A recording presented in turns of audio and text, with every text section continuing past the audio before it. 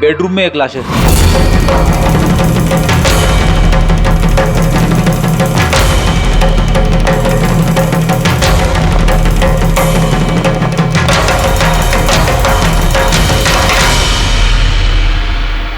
आवाज सुन के उठने की कोशिश की होगी, यहीं पे मार दिया।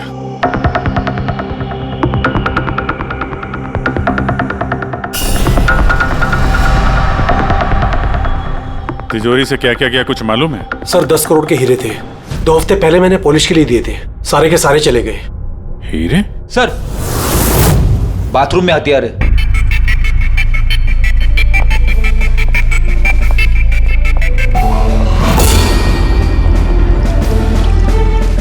लगता है इसी हथियार से सबको मारा है।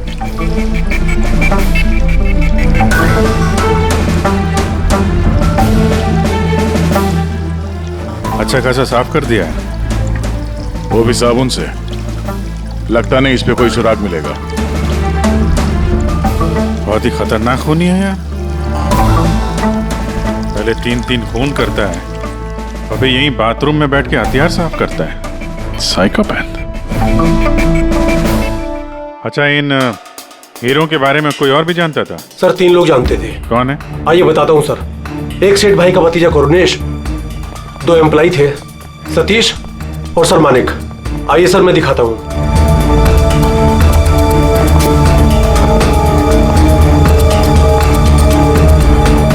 सर ये सेठ भाई का भतीजा करुणेश।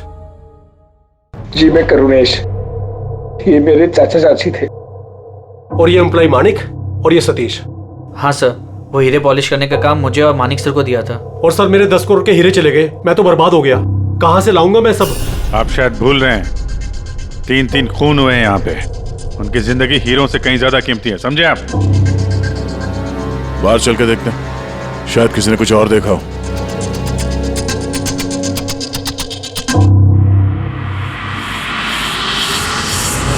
हमें कल रात की सीसीटीवी फुटेज चाहिए। ये कैमरा चल रहा है ना?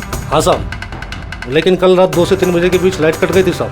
उस समय का तो कुछ मिल नहीं पाएगा साहब, लेकिन उसके पहले और बाद का सब है साहब। 2 से 3 बिजली नहीं थे, शायद खून भी उसी वक्त हुआ। लेकिन कल रात 2 से 3 बजे के बीच लाइट कट गई थी साहब। उस समय का तो कुछ मिल नहीं पाएगा साहब, लेकिन उसके पहले और बाद का सब है साहब। 2 से 3 बिजली नहीं थे, शायद खून भी उसी वक्त हुआ। उस दौरान तुमने किसी अनजान आदमी को यहाँ आते जाते देखा था? साहब रात को 2:30 बजे सेठ साहब के बाजू वाले घर से 4 बच्चे लोग गाड़ी लेके निकल गए। वो फ्लैट किसका है? वो प्रेरणा मैडम का। प्रेरणा मैडम और उनके मम्मी पापा वहाँ रहते हैं। पिछले हफ्ते भर से उनके मम्मी पापा बाहर गाँव चले गए और उनकी गाड़ी लेके सब गए। हाँ सर, वो जल्दी में थे और कुछ परेशान भी थे। हमने ज्यादा ध्यान नहीं दिया क्योंकि हम लोग बिजली के चक्कर में परेशान थे। वो गाड़ी की डिटेल है तुम्हारे पास? मिलेगी ना सर? ये बच्चे जरूर कुछ जानते होंगे इसके बारे में। सब जगह अलर्ट कर देते, कहाँ जाएंगे भाग के। सर देखा सुना तो नहीं है, लेकिन कल रात एक अजीब बात हो गई थी। करीब 1 घंटे तक कल रात बिजली नहीं थी। हाँ सर। सर ये पॉश एरिया है, यहाँ कभी लाइट जाती नहीं है। बिजली अपने आप तो नहीं कटी होगी, कातिल ने जानबूझकर पावर सप्लाई काट दी होगी।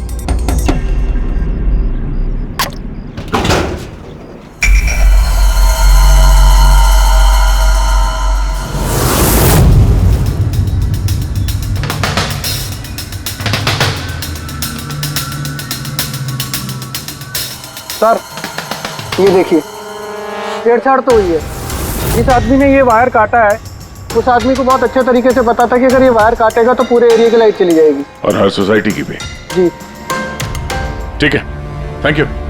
साफ है, किसी ने रात को 2 बजे इस जंक्शन बॉक्स से पावर सप्लाई कट कर दिया था, जिससे सोसाइटी का जो सीसीटीवी कैमरा है वो ऑफ हो जाए। उसके बाद वो कंपाउंड में घुसा और मिस्टर सेठ के घर में घुस गया। और करीब 2:15-2:30 बजे खून किया होगा, हीरे चुराए और वहां से निकल गया होगा। और फिर 3 बजे बिजली आ गई वापस।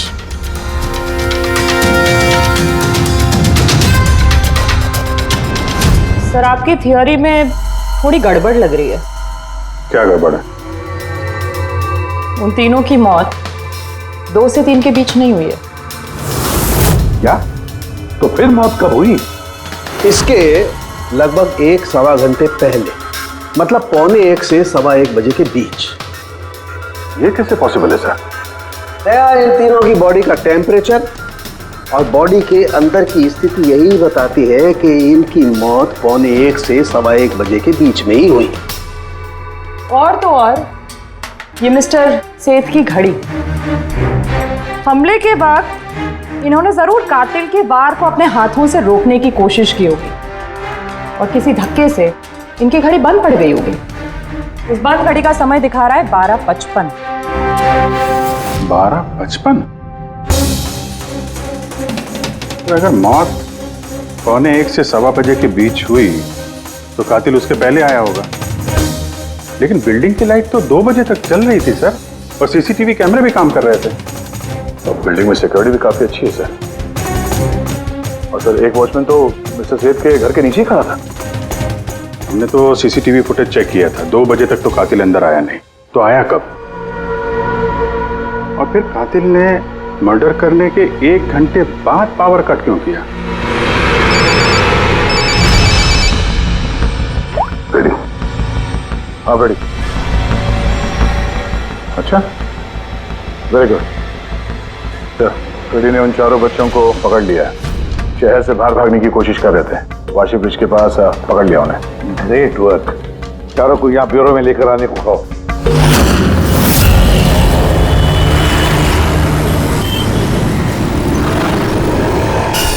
वो लोग हमारी वजह से मर गए। ये सब तुम लोगों ने उन हीरो के लिए किया ना? हीरे? कैसे हीरो की बात कर रहे हैं सर आप? हीरो के बारे में पता नहीं तुम्हें? अगर नहीं तो फिर मारा क्यों उन लोगों को? हाँ? सर हमने किसी को नहीं मारा, वो कबारा ने मारा है सर, और वो हमारी वजह से आया था क्योंकि हमने उसे बुलाया था सर। ये कबारा कौन है? वो एक मशहूर सीरियल किलर और लुटेरा है। एक मिनट, ये वो 1940 वाला कबारा तो नहीं है? इसके बारे में पढ़ा है सर। ये सिर्फ लोगों को लूटता नहीं था, बल्कि बहुत बुरी तरीके से उनकी हत्या कर देता था। हाँ वही है। अरे लेकिन उसको तो मर के 50 साल हो गए, तुमने उसे बुलाया कैसे? हम लोग एक हिस्ट्री प्रोजेक्ट बना रहे थे, तो हमें लगा कि रियल लुटेरे को बुलाएंगे तो और अच्छा होगा, तो इसलिए हम उसकी आत्मा को बुला रहे थे। लेकिन सब गड़बड़ हो गया। कुछ भी हो जाए हाथ मत छोड़ना। कबारा, कबारा, कबारा, कबारा, कबारा, कबारा, कबारा। तुमने हाथ क्यों छोड़ दिया रवि? तुम्हें पता है कितना खतरनाक हो सकता है?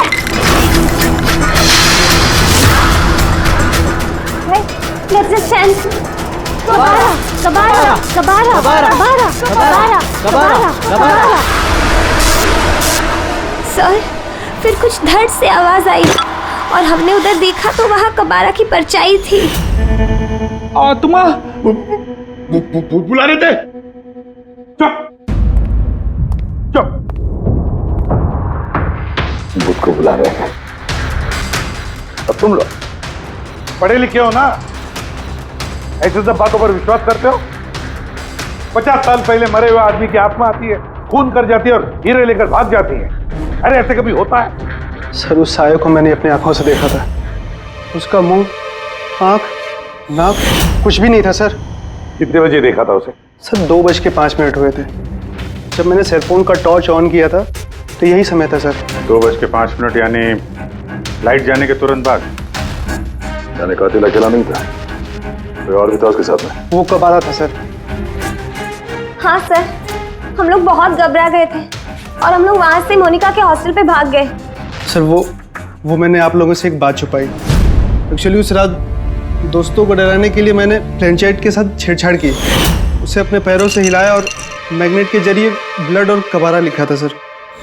सॉरी सर, लेकिन वो साया और वो डरावनी शक्ल मैंने देखी थी, वो कबारा की आत्मा थी सर।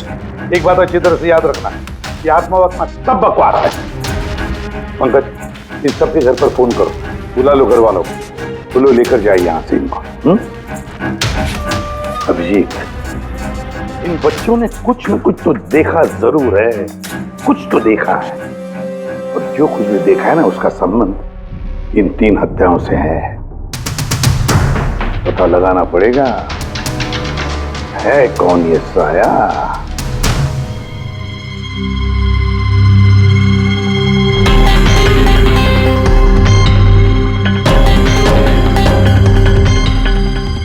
है उन लोगों ने खूनी को देखा होगा। हाँ सर, और खूनी कब आ रहा है? अरे यार बालकनी में चल के देखते हैं, कोई ना कोई सबूत छोड़ के गया होगा तुम्हारा कबारा।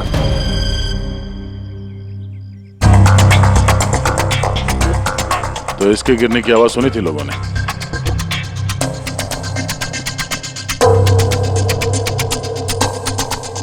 सर वो सेठ जी की बालकनी है, तो खूनी वहां से भागते हुए यहाँ पर आया होगा, तभी ये गमला गिर के टूट गया होगा। देखो जरा भाई।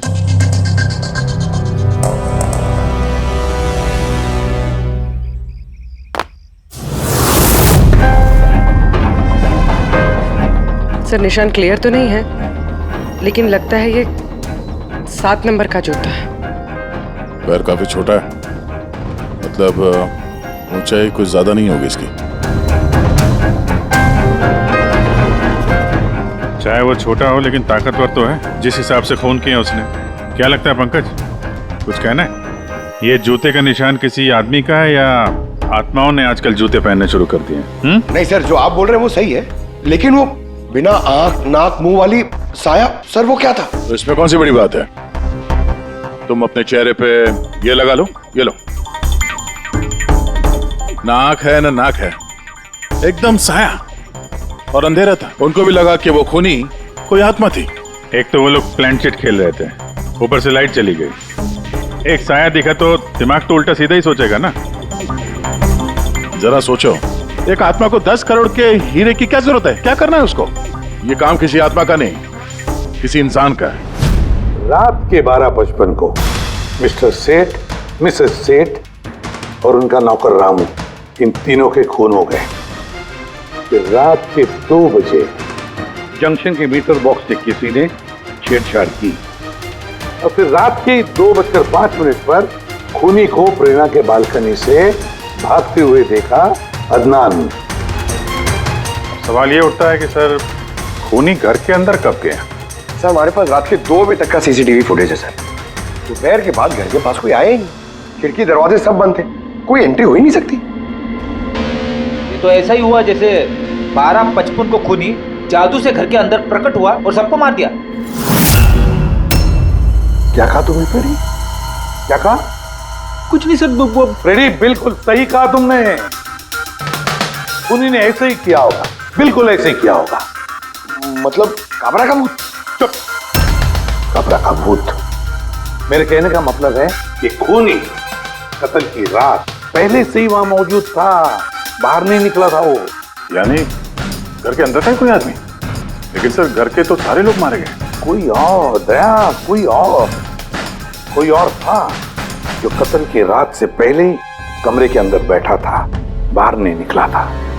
एक काम करते हैं, सीसीटीवी फुटेज चेक करते हैं, देखते हैं कत्ल के 2-4 दिन पहले कौन कौन मिस्टर और मिसेस सेठ के घर आया था। और दया, अभिजीत, तुम सेठ के घर जाओ और देखो कहीं कोई छुपने की जगह है क्या।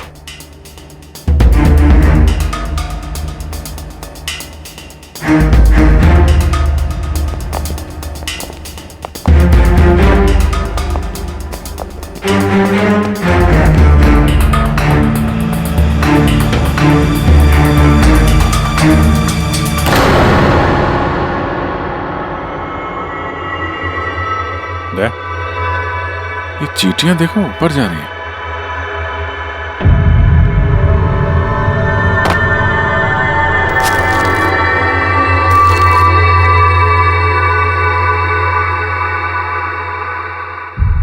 Dry fruits?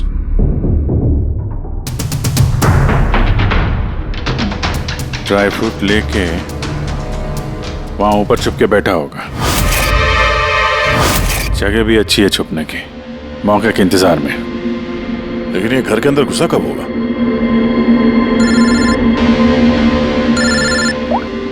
हाँ सर, फुटेज सोसाइटी के ऑफिस में देख लेते हैं सर। हाँ हाँ, फोन ऑन है, स्पीकर फोन पर है। पूर्वी सर, कुछ पता चला कि नहीं? सर हम कत्ल वाली रात से 2 दिन पहले की एंट्री देख रहे हैं और कुछ मिला है सर। क्या मिला? 2 दिन पहले सर चैंपियन सेल्स कंपनी का एक टेम्पो वहां आया था 10:15 बजे।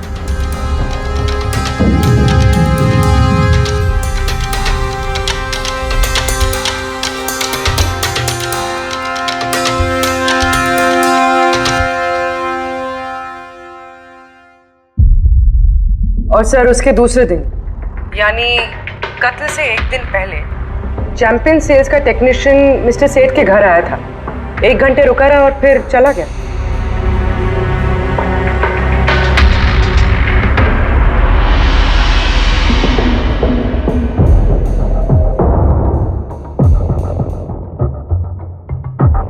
आप जरा बाहर जाइए।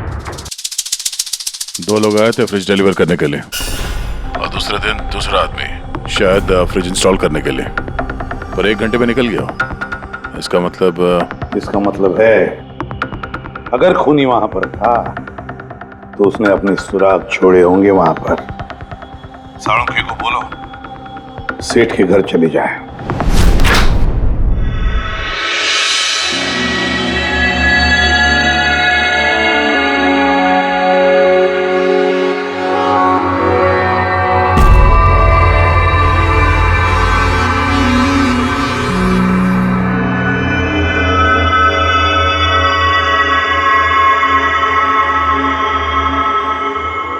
कुछ मिला डॉक्टर साहब?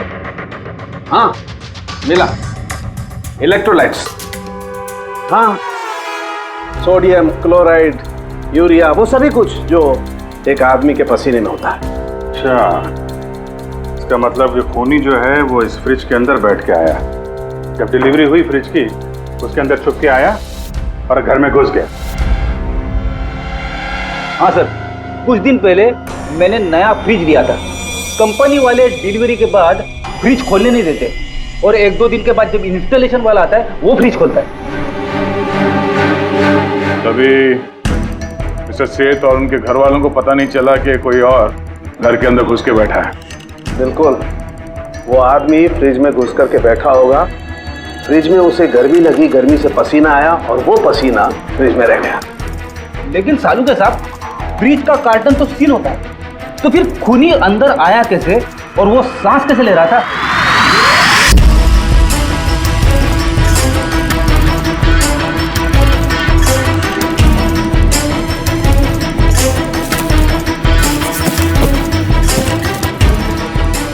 ये देखो, तो यहां से सांस ले रहा था वो।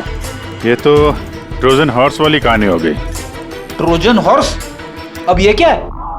यार, एक बहुत बड़ा लकड़ी का घोड़ा, लेकिन अंदर से खाली, खोखला। अंदर से खोखला?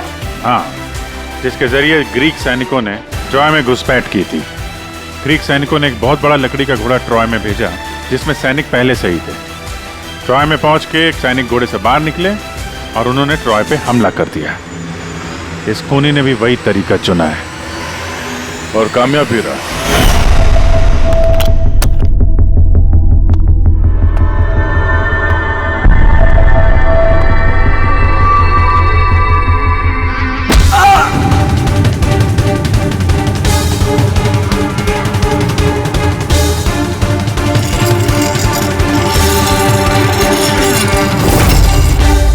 कौन हो तुम?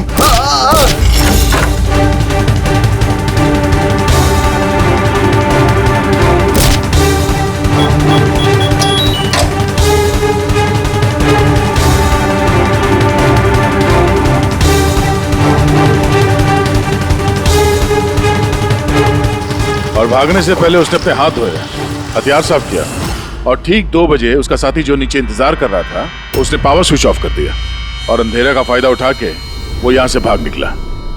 भागते भागते वो प्रेरणा की बालकनी में गया जहाँ उसने वो गमला गिराया।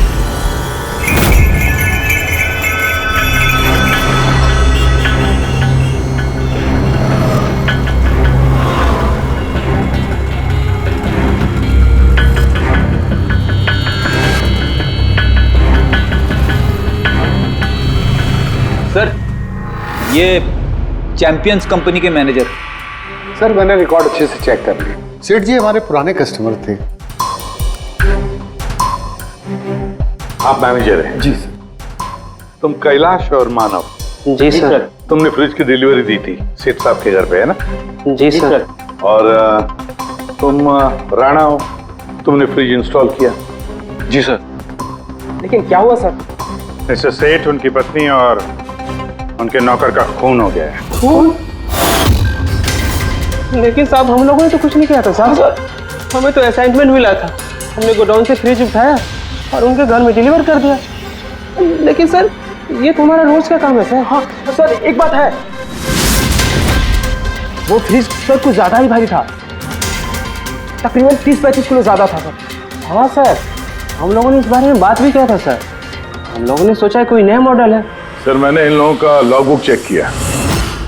ये दोनों 9 बजे गोडाउन पहुंचे थे और 9:30 बजे टेम्पो में फ्रिज को लोड किया और 10:15 बजे इन लोगों ने वो फ्रिज मिस्टर सेठ के घर पे डिलीवर करके वहां से निकल गए। इस दौरान तो कोई आदमी फ्रिज के अंदर नहीं जा सकता। जो भी हुआ है 9:30 से पहले ही हुआ होगा सर। सर ये खूनी रात को ही फ्रिज में घुस के बैठ गया होगा। मिस्टर राणा, आप गए थे वहां पे फ्रिज इंस्टॉल करने के लिए, तो फ्रिज के पैकिंग में आपको कुछ गड़बड़ लगी? ऐसा लगा हो कि छेड़छाड़ की गई है पैकिंग के साथ? कुछ खास नहीं था सर, बस पैकिंग अच्छी नहीं थी। कार्टन और अंदर का थर्माकोल बिल्कुल टूटा हुआ था, जैसे किसी चूहे ने काटा हो। मुझे ये बात अजीब लगी, इसलिए मैंने फ्रिज को चेक किया। फ्रिज बिल्कुल परफेक्ट था सर, उसमें कोई डैमेज या फॉल्ट भी नहीं था। इसलिए मैंने उन लोगों को ये बात नहीं बताई कि वो लोग फ्रिज वापस कर देते और हमारी कंपनी का नाम खराब हो जाता। थर्मोकोल तोड़ के दरवाजे में फंसा दिया होगा ताकि सांस ले सके। हाँ, ये फ्रिज का वजन 30-40 किलो से ज्यादा था और जूतों के निशान जो मिले वो 7 नंबर के जूतों के थे। मतलब ये आदमी कोई एवरेज कद का इंसान नहीं है, इसीलिए तो फ्रिज के अंदर फिट हो गया। मैनेजर साहब। जी सर। सेठ साहब के घर पे जो फ्रिज भेजा है बिल्कुल वैसा ही फ्रिज यहाँ पर मंगवा लो। ठीक है सर। ढेंचू को बुलाओ।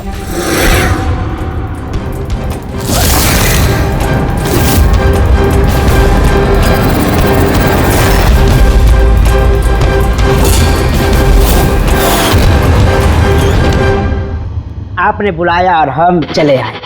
अरे वाह, कैसे हो रेचू?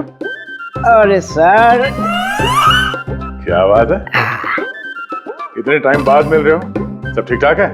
अभी तक तो बिल्कुल ठीक ठाक हूँ। अब आप लोगों ने मुझे सीआईडी में जब बुला ही लिया है तो देखते हैं आगे आगे होता है क्या।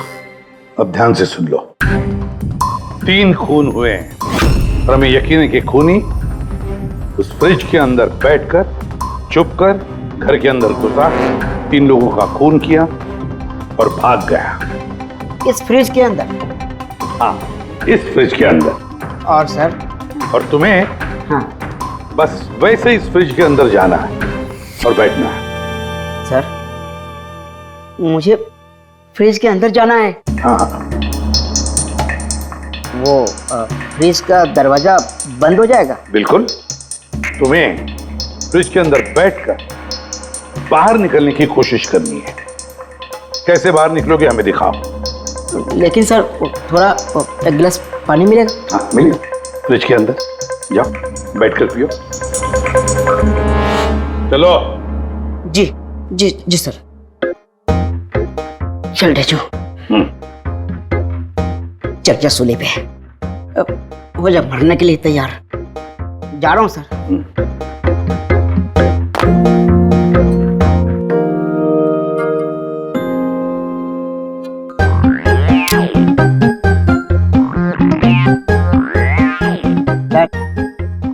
देखिए, अब देखिए ढेंचू का कमाल।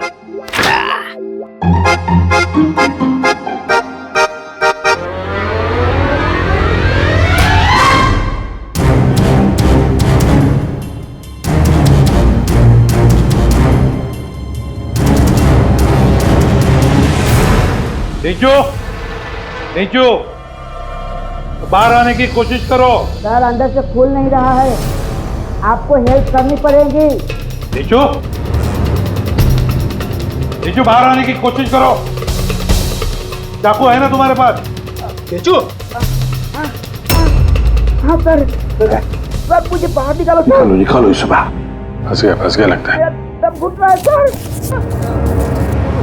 नीचू, नीचू। अरे दरवाजा खुल गया। अरे खुल गया। नीचू, नीचू, नीचू। हाँ? मेरा चश्मा। हाँ मिलेगा, सब मिलेगा।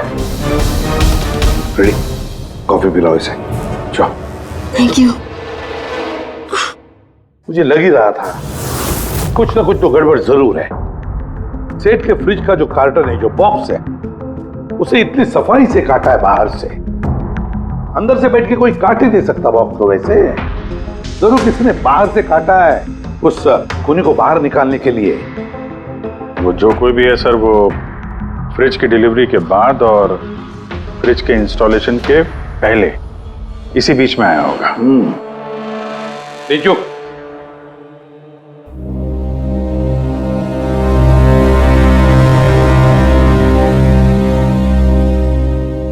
लीजो, काम करो। हमारा ये खूनी दुबला पतला है, 30-40 किलो का है, मगर ताकतवर है। तुम्हें ऐसे आदमी को ढूंढना है जिसके पास अचानक से ढेर सारा पैसा आया है, जो जुए में उड़ा रहा है, नाच गाने में पैसे उड़ा रहा है। ऐसा आदमी वही हमारा खूनी है। सर। हाँ पूरी। सर, फ्रिज की डिलीवरी और इंस्टॉलेशन के बीच मिस्टर सेठ के घर 3 लोग आए। सर, पहला है पन्ना लाल। हाँ, पन्ना लाल सूरत से हीरे लेकर आया था और रात को मिस्टर सेठ के घर में ही ठहरा था। सर, वो हीरे तो उसी के थे, वो उनके लिए खून क्यों करे?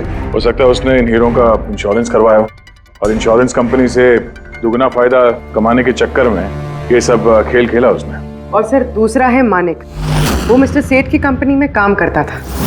हीरो की पॉलिश तो इसी ने की थी ना, क्या पता सर इसकी नीयत खराब हो गई हो। तीसरा है मिस्टर सेठ का भतीजा करुणेश। हाँ सर, ये करुणेश उनके यहाँ रहता नहीं था, उनकी कंपनी में काम करता था और हीरो के बारे में उसे सब कुछ पता था। हो सकता है लालच में आकर उसने उन लोगों का खून कर दिया। नीचू। हाँ नीचू, बोलो। सर, एक आदमी है विक्टर। सर, उसका हुलिया सेम टू सेम वैसा ही है जैसा आप लोगों ने बताया था। और सर, वो बड़ी आसानी से फ्रिज में समा सकता है। और सर, कुछ दिनों से वो बड़ी ही बहकी बहकी बातें कर रहा है, जैसे उसे कोई कुबेर का खजाना हाथ लगने वाला हो या फिर कोई खजाना हाथ लग गया हो। सर, वो बड़ा ही सनकी और खूंखार टाइप का आदमी है। सुना है कुछ साल पहले वो सीरियल किलर भी रह चुका है। सर, एक और सबसे इम्पोर्टेंट बात, खून अगर विक्टर ने किया है तो अपने पास ज़्यादा वक्त नहीं है सर। या तो देश छोड़ चुका होगा या फिर देश छोड़ने की फिराक में होगा। विक्टर तो मोहरा है, उसके पीछे दिमाग कोई और ही है। ये विक्टर देश छोड़कर भागने की सोच रहा है। भाग के जाएगा कहाँ सर? भागने देंगे तब ना। इसके फोन के लोकेशन से पता कर लेंगे कहाँ छुप के बैठा हुआ है। बहुत मेहनत है सीआईडी में। सर, यही कहीं है ना? हाँ डेशो, उसके मोबाइल का लोकेशन वहीं आसपास कहीं दिखा रहा है। फोन करने के बाद से वहीं पे छुपा हुआ वो। ठीक है।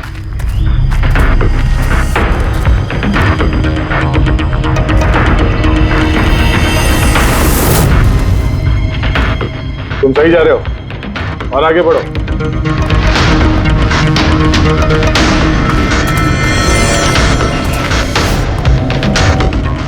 पंकज सर,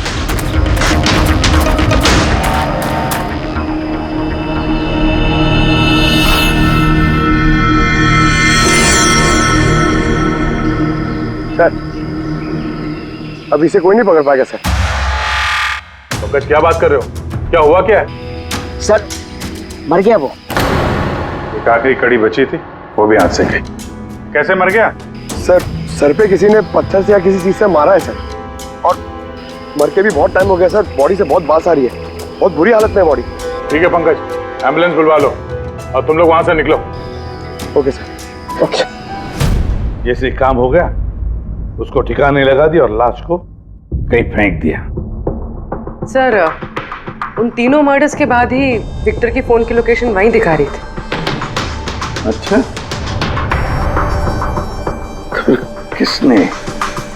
किसने किए होंगे खून? ये पन्नालाल, माणिक या करुणेश? पन्नालाल, माणिक या करुणेश? हाँ बोलता हूँ। अच्छा, ठीक है, थैंक यू। ये पन्नाला, माणिक और करुणेश, तीनों को फोरेंसिक लैब बुला लो। असली गुनहगार कौन है इसका पता चल गया है। इस कार्टन के जरिए विक्टर को उस घर में भेजा गया था और ढेचू को अंदर भेज के ये बात तो प्रूव हो गई कि विक्टर अपने आप बाहर नहीं आया था। तो जाहिर है जरूर किसी ने उसकी मदद की है बाहर आने में। और जिसने भी उसकी मदद की वो इस सब का मास्टरमाइंड है, और वो तुम तीनों में से ही कोई एक है। ये आप क्या बोल रहे हैं? सर मैंने कुछ नहीं किया। आप लोग ऐसे कैसे बोल सकते हैं हमें? एक मिनट। किसी ने इस कार्टन को बड़े प्यार से बाहर से काटा, विक्टर को बाहर निकाला, फिर वापस डक्ट टेप से इस कार्टन को चिपका दिया। लेकिन इस कार्टन को चिपकाते वक्त उसने अपनी उंगलियों के निशान इस चिपचिपी इस जगह पर छोड़ दिए, जो अभी भी इंटैक्ट हैं, इस टेप के उस तरफ। लेकिन सर फिंगरप्रिंट्स मिलेंगे कैसे? कार्टन पे तो टेप लगा हुआ है, और अगर हम टेप निकालते हैं तो उसके साथ कार्टन का कागज भी निकल जाएगा। फिक्र मत करो पूर्वी, साड़ू साहब ने हमें यहाँ बुलाया है तो कोई ना कोई रास्ता तो होगा इनके पास। है ना, रास्ता है। तारिका, इस हेयर ड्रायर के जरिए इस हेयर ड्रायर को हम इस टेप के ऊपर इस्तेमाल करेंगे। इस ड्रायर के गर्म हवा से इस टेप के ऊपर का अधेसिव गोंद कमजोर हो जाएगा।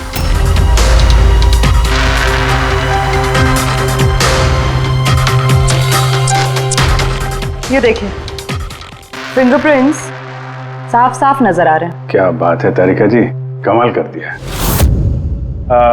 फिंगरप्रिंट्स एकदम साफ नजर आ रहे हैं। हाँ, अब बस इनमें से मैच करने की देरी है।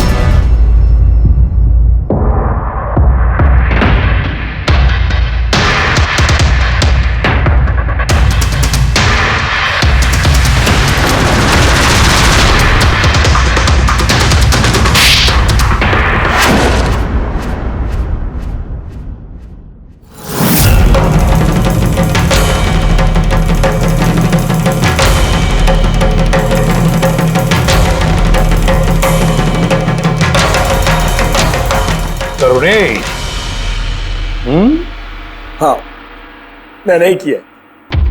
मुझे उन हीरो के बारे में पता था, और मुझे ये भी पता था कि वो लोग एक नया फ्रिज लेने वाले हैं। और तभी मुझे एक आइडिया आया।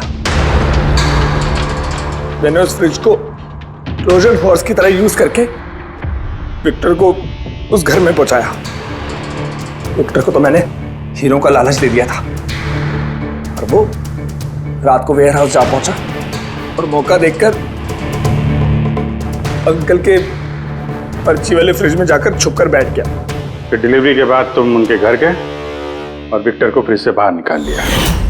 उस रात मैं चाचा जी के घर पे ही रुका था।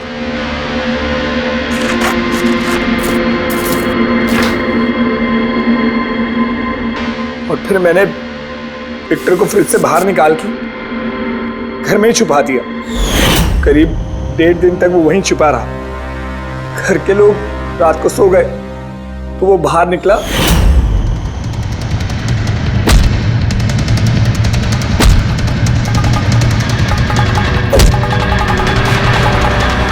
उसने सबको मारा और फिर हीरे चुराकर मेरे पावर कट करने का वेट किया। ओह, तो इसीलिए विक्टर अपने हथियार और हाथ साफ कर रहा था, इलेक्ट्रिसिटी बंद होने का इंतजार कर रहा था, क्यों? जी, फिर मैं विक्टर को अपने साथ ले गया।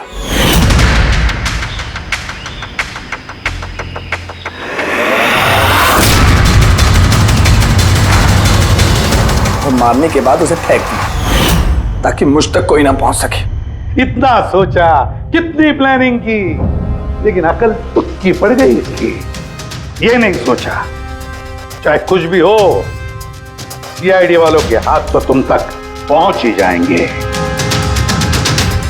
हर गुनहगार कोई ना कोई गलती करता ही है। जैसे तुमने अपनी उंगलियों के निशान छोड़ दिया ना इधर, बस हमारे लिए उतना ही काफी था। 4 खून किए तुमने हीरो की लालच में। अब भुगतो अपने कर्मों के फल। कड़ी से कड़ी सजा होगी तुम्हें, शायद फांसी।